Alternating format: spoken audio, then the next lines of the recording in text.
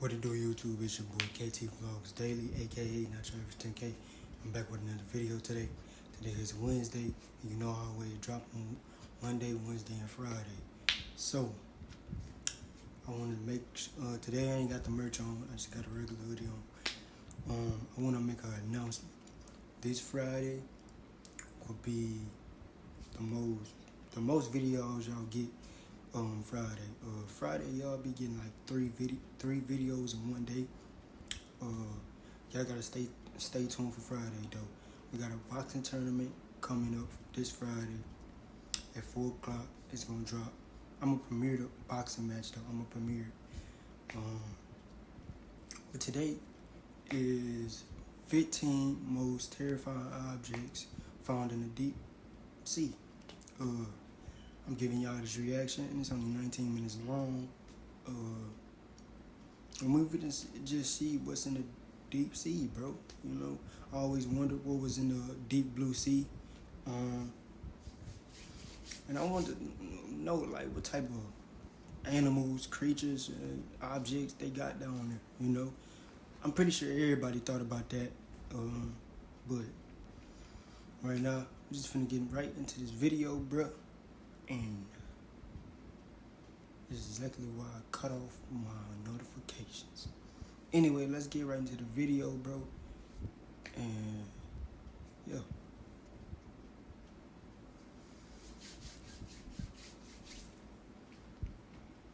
The ocean is deep, vast, and often terrifying.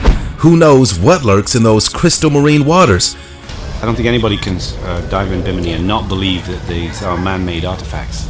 You can imagine what might be waiting to be discovered below the surface. In fact, much remains to be learned from exploring the mysteries of the deep, since more than 80% of it remains unmapped, unobserved, and unexplored. Imagine that the lowest point on Earth, the Mariana Trench in the Pacific Ocean, sits at a staggering 36,000 feet below sea level. What might you find? Ancient cities? Fleets of sunken ships? Underwater museums? Even ghosts? Oh, the terror. Here are the 15 most terrifying objects found in the deep sea.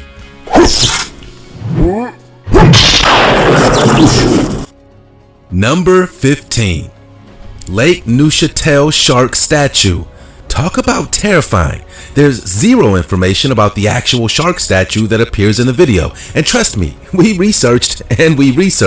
But the location is Lake Neuchatel in the French-speaking part of Switzerland, a popular diving destination for European divers. It's unclear how or why the shark statue was located there, and this footage just makes that fact even more terrifying. But Switzerland is a very popular place to go diving, especially in the winter. With a surface of 84 square miles, Lake Neuchatel is the largest lake located entirely in Switzerland and the 59th largest lake in Europe.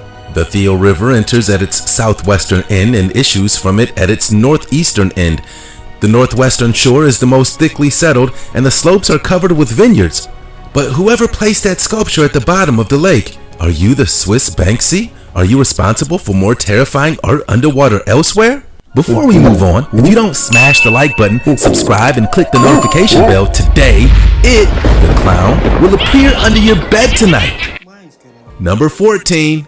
The Ghost Fleet of Truk Lagoon. South Pacific's Caroline Island harbors the Ghost Fleet of Truk Lagoon. In a surprise attack by American allies in World War II, approximately 250 Japanese aircrafts were destroyed and more than 50 ships sunk. An estimated 400 Japanese soldiers were killed in one ship alone, trapped in the cargo hold. Most of the fleet remains in exactly the same spot it was left, largely forgotten by the world until the late 1960s. Jacques Cousteau's 1969 film Lagoon of Lost Ships explored the wreck-littered lagoon, and many of the sunken ships were then still full of bodies. As wreck divers brought attention to the site, Japan began recovery efforts, and many bodies have been removed and returned to their homes for burial. Some wreck divers often wonder, do the anguished souls of the crew and passengers who perished haunt those who dared to explore the shipwreck's remains? If you dive wrecks long enough, you'll hear tales of divers who were left with the bone-chilling feelings of this sort.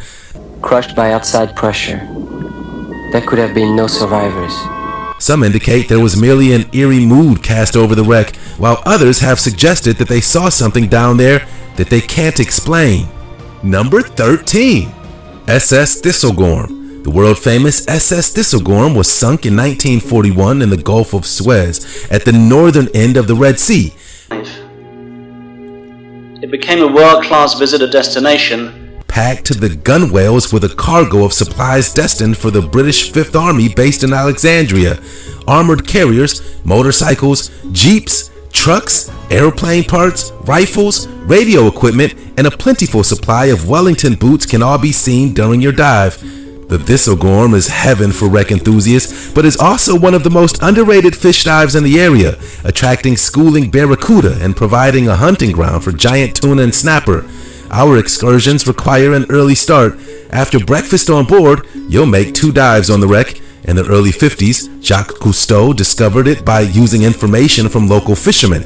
He raised several items from the wreck, including a motorcycle, the captain's safe, and the ship's bell.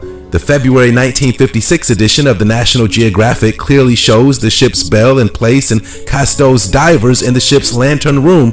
Cousteau documented diving on the wreck in part of his book, The Living Sea. That guy could find anything. Number 12.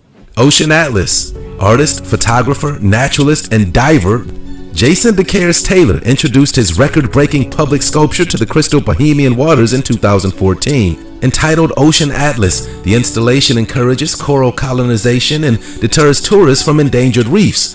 Forged for sustainable pH-neutral materials designed to kickstart local coral growth, Ocean Atlas is a monumental public sculpture submerged 5 meters beneath the sea and an environmental gesture intended to portray the positive potential of human interaction with the natural world.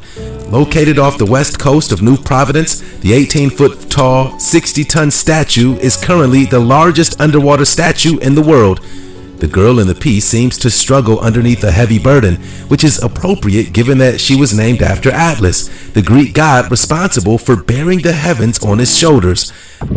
Of the old Ocean Atlas, it's got quite a meaning to it. As with the rest of Taylor's numerous underwater sculptures, this one was made from a special pH-neutral cement that will allow reef organisms to thrive on its surface. His statues allow new reefs to grow where none existed before, and draw tourists away from overworked diving hotspots. Maybe not terrifying, but with the world on his shoulders, that's a scary thought. Number 11. Atlit Yam. Talk about weird underworlds. Not far off the coast of the village of Atlit in the Mediterranean Sea, near Israel, lies the submerged ruins of the ancient Neolithic site of Atlit Yam. The prehistoric settlement, which dates back to the 7th millennium BC, has been so well preserved by the sandy seabed that a mysterious stone circle still stands as it was first erected, and dozens of human skeletons lay undisturbed in their graves.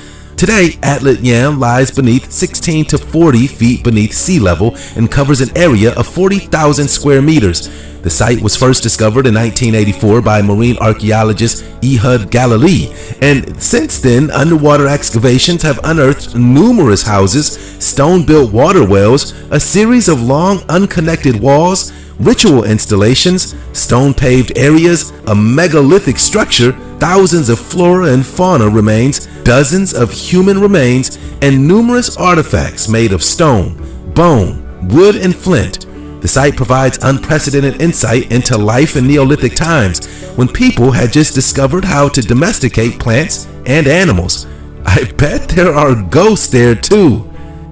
Number 10. The Sea of Galilee structure. A gigantic monument at the bottom of the Sea of Galilee, as well as several mysterious structures, including a gigantic stone wheel and a moon-shaped monument, were recently found in northern Israel. The mysterious structures have left archaeologists around the world bewildered. Who built them and what were they used for? They may be some of Israel's most mysterious structures. They're easy to miss from the roadside, but can clearly be seen from the skies or beneath the sea. The prehistoric stone monuments of Gilgal Rephaim, Jethro Cairn, and the circular structure found in the Sea of the Galilee went unnoticed for centuries in the disputed regions of the Golan and the Galilee, but still archaeologists don't know who built them or why. Theories have gone wild and include ancient calendars, ceremonial structures, or sky burial sites in which dead bodies were placed on top of stone mounds to be picked apart by vultures. The possible age of the structures is even more enigmatic and may put the estimates anywhere between 3,000 and 12,000 years ago, making them older than the pyramids of Giza and Stonehenge in Great Britain. Maybe aliens are responsible. Just saying. Number 9. Christ of the Abyss. You probably already are familiar with the picture of a Christ statue deep under the sea, and you're asking yourself where it can be found.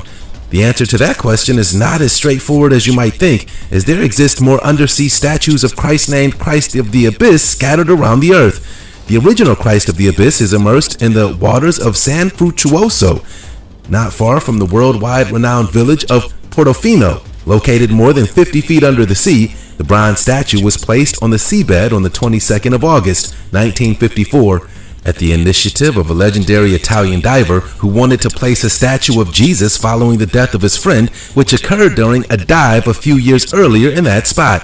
The statue was created by sculptor Guido Galletti. The sculpture is 8 feet high and it weighs almost 600 pounds. It's been recently restored to preserve it from corrosion and fouling and to reattach the hand that had been detached by an anchor. The Christ of the Abyss has become a tourist destination for scuba divers around the world, and we can see why. Number 8. Yonaguni Monument. In 1987, a local scuba diver instructor discovered something underwater that was far more interesting than the hammerhead sharks that swam there.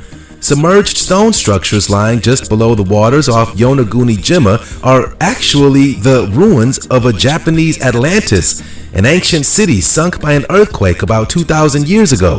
He discovered this while scouting out new spots to take his clients to when the underwater rock formation took his breath away.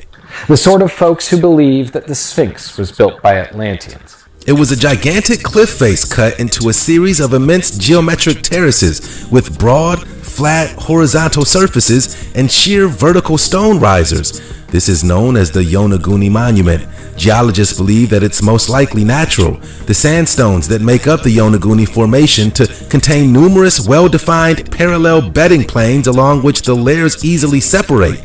The rocks of this group are also crisscrossed by numerous sets of parallel, vertically oriented joints in the rock. These joints are natural, parallel fractures by which the rectangular formation seen in the area likely formed. Yonaguni lies in an earthquake-prone region, so maybe that's where the mystery lies. Number 7.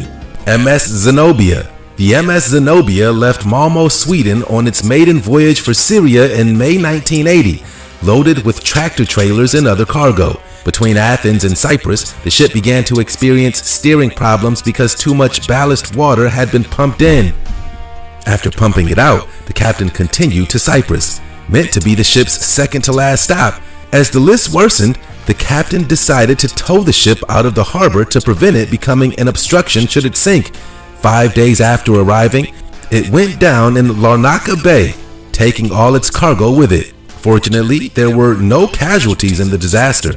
Compared to the usual shipwreck, the whole drama was played out relatively slowly. Apart from the catastrophic failure of a state-of-the-art ferry, the mystery is that despite her intrinsic value and the $234 million cargo she carried, no investigation was ever carried out, and the owners never tried to collect the insurance. The wreck of the Zenobia is now considered to be one of the best dive sites in the world, and we couldn't agree more. Number 6. Musa, Mexico. That's right, an underwater museum in Cancun, a Mexican city on the Yucatan Peninsula bordering the Caribbean Sea. The Cancun Underwater Art Museum, known as Musa, was conceived in 2008 as a way of preserving the marine life of the local area by drawing tourists away from nearby natural but fragile reefs of Mexico.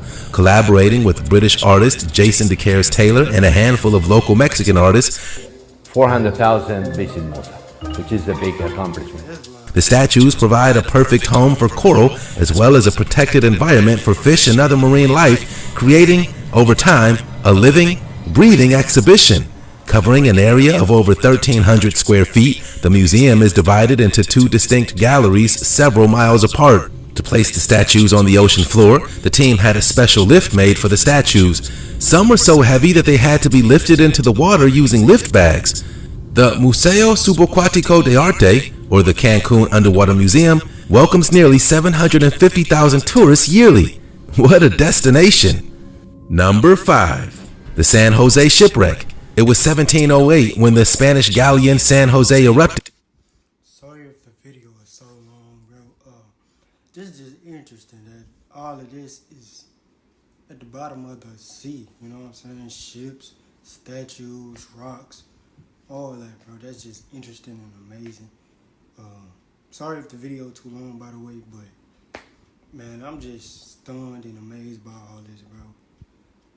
Man, humans, we can do a lot to help the community and environment, but certain stuff, like, we're not gonna get into all that, but just to see those in the ocean or whatever and help out the environment with the fish and all that, bro, that's crazy. That's amazing though. But sorry if the video too long, you know what I'm saying? I might try to edit it to make it short, but if I can't do that, then it's gonna be whatever. The video is gonna be how it is. But hey, this video is not 10 out of 10, bro. I'm speechless, bro. You know what I'm saying? I can't even put the words together, bro. This is just amazing that they got all this down there in the water. I ain't never knew certain places had certain stuff like this in the water. I knew it was like statues and stuff, not like famous stuff like that, but that's interesting. I learned something new today. So that's live, bro. I hope y'all are enjoying the video, by the way.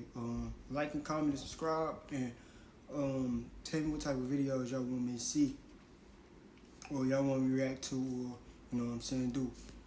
Like I said, videos on the way Friday. Sorry for pausing the video, but I just had to let y'all know that and get that out the way. Let's continue on with the video. Into flames off the coast of Cartagena, Colombia. The ship had been at battle with the British since late afternoon, and by night, the 62-cannon galleon had disappeared into the Caribbean Sea.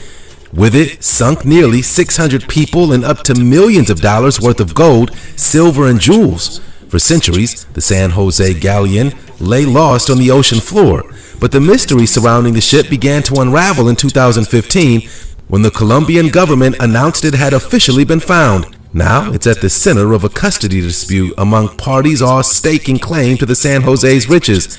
The Colombian government hasn't revealed the exact location of the famed galleon, which is often called the Holy Grail of shipwrecks. In fact, the real-life treasure ship has long been the subject of fascination.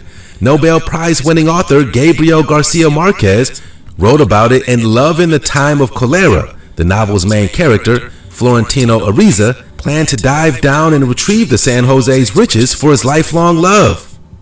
So romantic. Number 4. The plastic bag. An American explorer has found plastic waste on the seafloor while breaking the record for the deepest ever dive. Victor Vescovo descended nearly 7 miles to the deepest place in the ocean. It was a great journey. Saw some really interesting things on the bottom. The Pacific Ocean's Mariana Trench. He spent 4 hours exploring the bottom of the trench in a submersible built to withstand the immense pressure of the deep.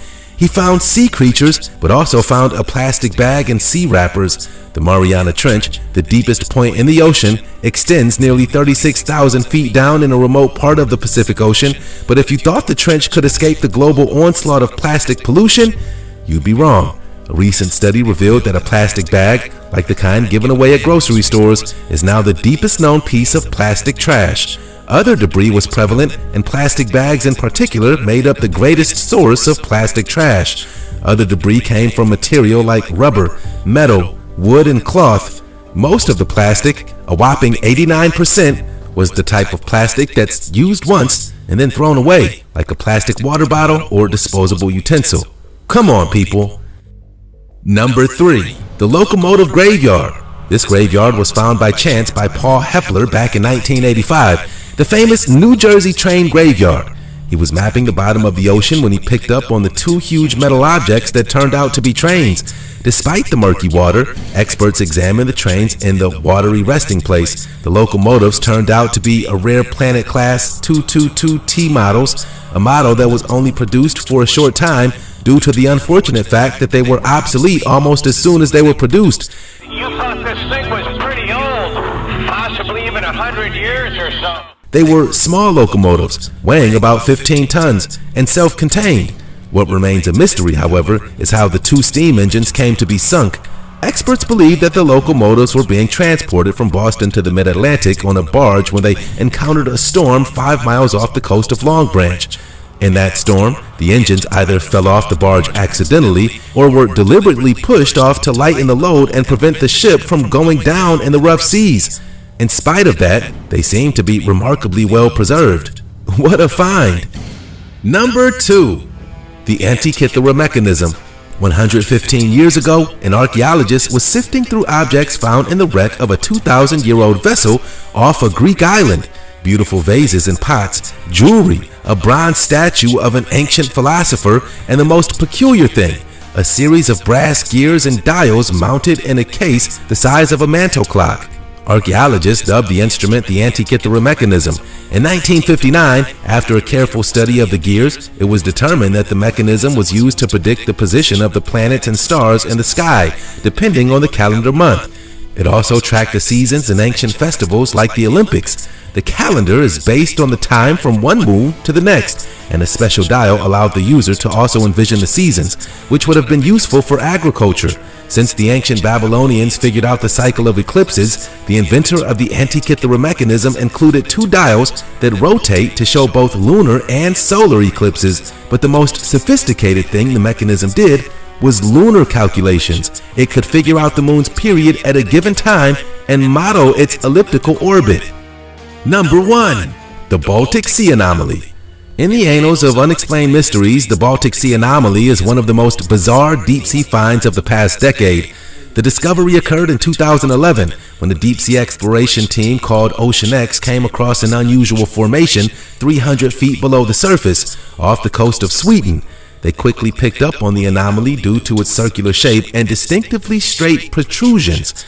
Adding to the mystery was what appeared to be an extensive trail, what some speculated could be evidence that a crash landing may have taken place. What exactly that object might be. But a Stockholm University geologist studied a few rocks that divers picked up from the site, and there wasn't a single alien life form among them. Instead, there were mostly regular stones that everyone would expect from the kind of glacial basin the Baltic Sea fills. But most experts agree that the structure is probably nothing close to man-made. No doubt, the site has intrigued conspiracy hunters since it was discovered, with inexplicable technical problems plaguing anyone who tries to investigate. The object could be at least 140,000 years old. Scary old.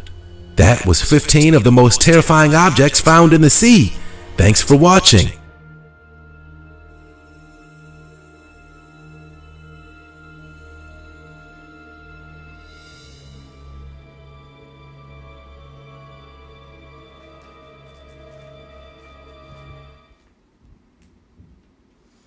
Well, that was the video. I hope y'all enjoyed the video.